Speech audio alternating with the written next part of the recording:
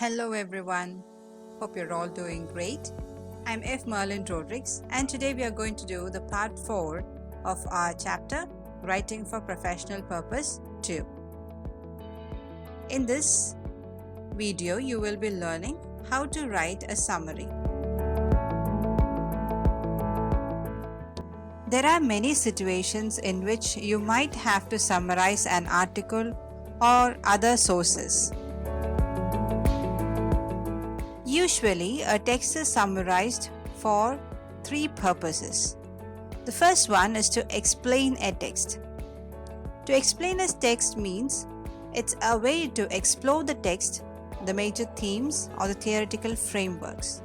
So here we mainly focus on the general content. The second purpose is usually to replace a text. That is, you are going to extract the most important sub-themes of the text based on the well-considered selection. This is usually done while someone is going to write an exam or to give a reading report. Then we have the third kind of summary, discussing a text.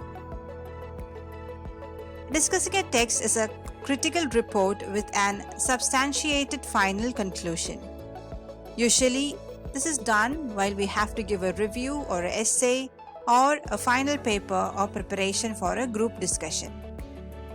Now, let's see what are the 4 steps to write a good summary. The first one is to read the text.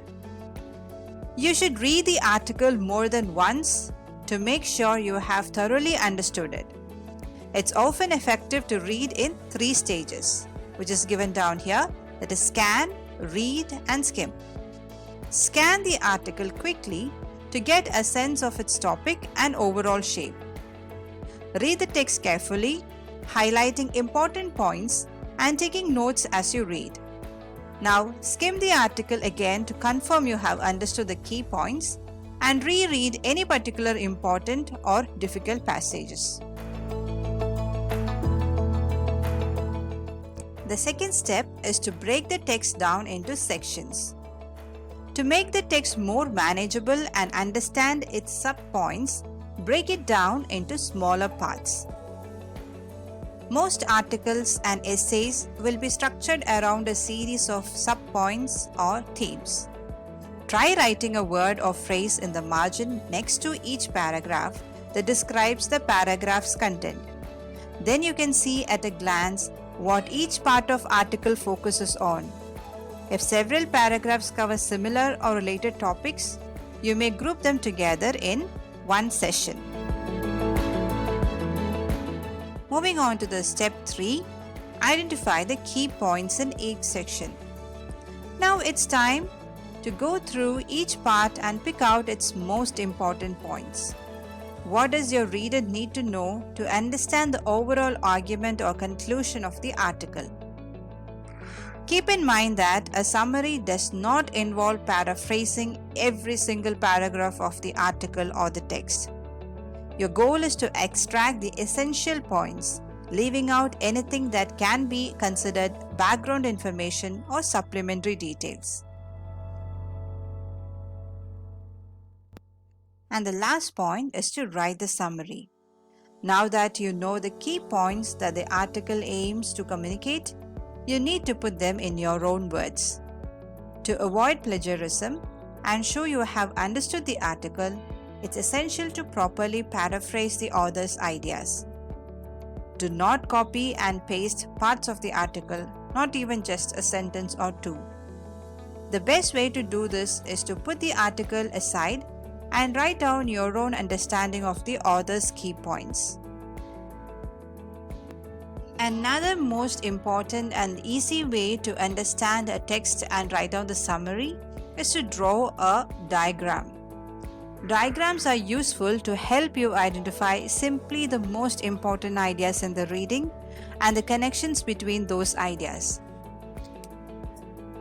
This diagram or this way of writing the summary is called spider diagram or mind map. This is a far-reaching tree-shaped diagram that deals with a central topic and the main ideas presented in relation to that topic.